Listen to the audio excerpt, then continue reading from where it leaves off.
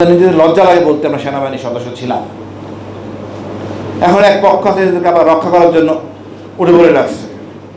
আমি তো মনে করি যদি এতে সবগুলো জেনারেলকে বাড়ি পাঠিয়ে দেওয়া হয় কোনো সমস্যা নাই।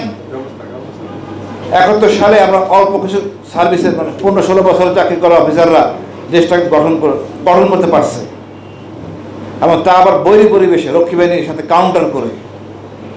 এখন আমাদের যারা আছেন ভালো তাদেরকে আমরা রেখে দেশটা আগে নিয়ে যাই।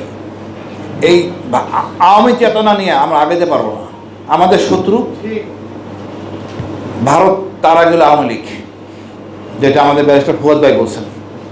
আমাদের প্রধান শত্রু আওয়ামী লীগ, তা বিডিআর হত্যার মাধ্যমে তাহলে আমরা পরিষ্কার। তো আমি মনে করি আমাদের এই শত্রুটাকে চিহ্নিত যদি আমরা করতে পারছি, একই সাথে ভারতকে আমরা চিহ্নিত করতে পারছি, এটা আমাদের চিরশত্রু।